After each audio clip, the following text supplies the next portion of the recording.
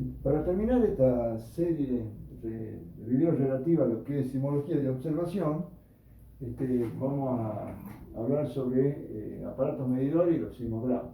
Bueno, los aparatos medidores podrían clasificarse en tres: en los sismoscopios, los sismómetros y los sismógrafos. Los sismoscopios, bueno, hay que remontarse a lo que es la historia de lo que es la sismología. Antiguamente, hacia el siglo VIII más o menos, lo único que sabía de los sismos era hacer un relato, una descripción de cómo era el sismo y qué daño producía, digamos. Recién en el año 1800, ¿cierto? 1880, aparecieron los primeros aparatos medidores en Japón.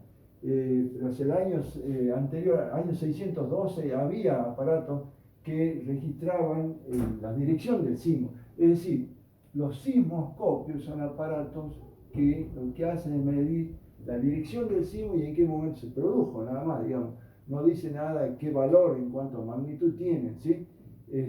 Los sismómetros son aparatos que miden, digamos, la magnitud, intensidad del sismo, es decir, qué grado de energía liberado, ¿sí? Y los sismógrafos miden el tiempo y la duración mediante un gráfico llamado sismograma, ¿sí? Estos normalmente miden dirección. Lo que más necesitamos nosotros son los que miden la magnitud y la intensidad, ¿sí? Y los sismógrafos normalmente miden el tiempo de duración y el instante que se produjo. El gráfico que resulta de esto es el sismograma, ¿sí? Que también vamos a ver ahora el sismograma. Bueno, en cuanto a esos aparatos, ¿sí?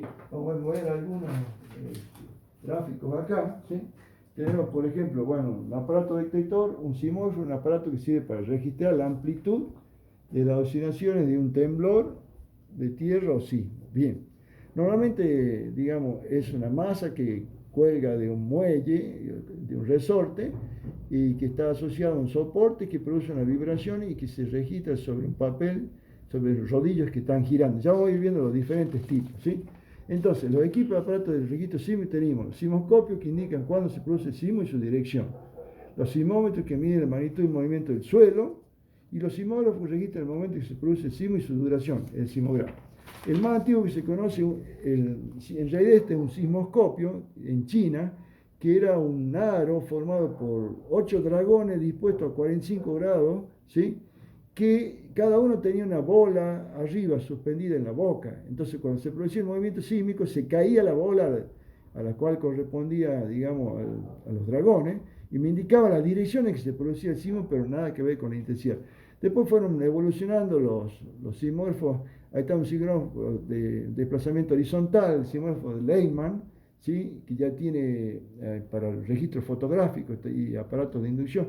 Y los sismógrafos de la actualidad, que ya, digamos, están hechos por impulsos eléctricos, digamos, funcionando con una especie de solenoides o imán con espiras, ¿sí? ¿En qué consiste? Primeramente, un sismómetro, ¿cuál sería su función? Que el registro sea proporcional a la magnitud del desplazamiento del suelo. Pero ¿cuál es el problema? Que tenemos que tener un punto fijo desde donde nos podamos situar y observar cómo se mueve la Tierra. Pero ¿qué pasa? Que en el momento que se mueve la Tierra también se mueve todo lo que está sobre la Tierra. Entonces es prácticamente imposible conseguir un punto fijo. Entonces, ¿qué hacemos? En la práctica lo que se hace es colgar una masa, ¿cierto? Desde un muelle que lo cuelga, ¿sí? Y cuando se produce el movimiento sísmico y se mueve la parte de abajo, confiar en la inercia, es decir, que por un instante pequeño, digamos, el suelo se va a desplazar y la masa va a quedar quieta, pero por unos segundos, y después va a ser arrastrada, obviamente, por el suelo. Pero en ese momento la inercia va a producir un desplazamiento y ahí se va a ver mejor, digamos, ¿cómo se llama? Se va a ver mejor qué magnitud de intensidad tiene. Entonces, normalmente una masa que está suspendida y que va registrando. Este es un sismómetro, por ejemplo, que va girando verticalmente y un rodillo que va girando horizontalmente, y a medida que se mueve va haciendo variar la amplitud de la señal sobre el papel, ¿sí? Entonces, lo más común es tener este sismómetro. ¿Pero cuál es el problema de este sismómetro vertical? que normalmente cuando se producía el desplazamiento de la escala, una vez que pasaba el sismo, seguía oscilando la aguja. Es decir, que el problema era que desde el punto de vista no nos servía porque se movía mucho a pesar. Entonces lo que se usa es un sismómetro de péndulo horizontal, que sería como un brazo, una especie de triángulo en donde hay un brazo horizontal y otro inclinado. Normalmente va asociado ahí un resorte, un muelle, y ahí está suspendida la masa.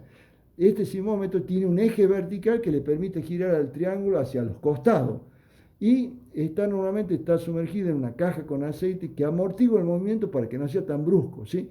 Entonces, cuando se produce el movimiento sísmico, se desplaza en un plano horizontal, pero el problema también que normalmente, digamos, al girar, no volvía a su posición de equilibrio, entonces a este eje vertical se le da una pequeña inclinación hacia adelante para que haya una componente gravitatoria que haga que vuelva a su posición de reposo, ¿sí?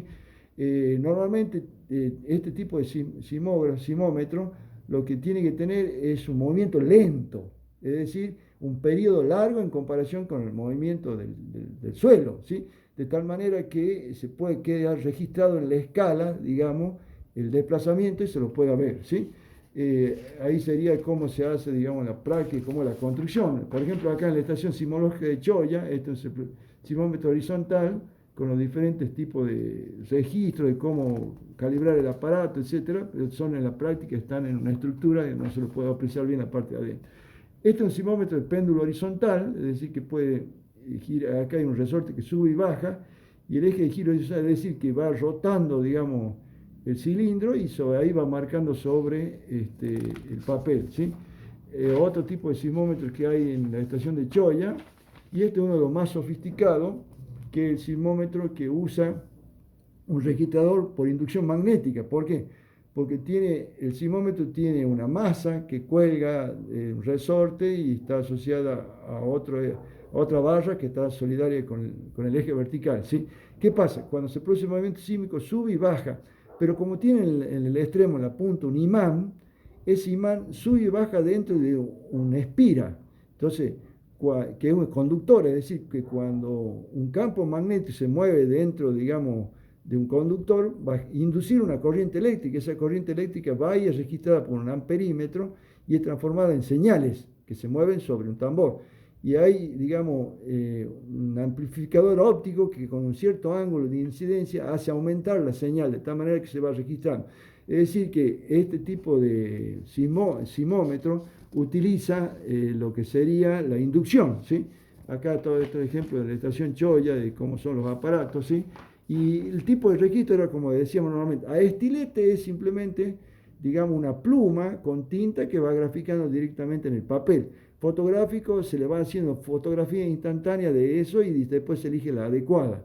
Y el traductor electromagnético es el que, como veíamos, un imán que está dentro de un solenoide, dentro de una espira, que al campo eléctrico lo transforma en una señal de desplazamiento sobre una escala, ¿sí? Bueno, y por último tenemos los sismogramas, ¿sí? Los sismogramas son justamente los gráficos que deja después el sismógrafo, ¿sí? Ahí podemos ver un sismograma, por ejemplo, cómo se nota la diferencia de las ondas, ¿sí? En el registro del movimiento del cerebro. Primero llegan las ondas P, que tienen de pequeña amplitud. A continuación le siguen las ondas S, un poco más de amplitud. Y por último las ondas L. Las ondas L son las que van creciendo en amplitud y son las que más altas llegan y después empiezan a disminuir.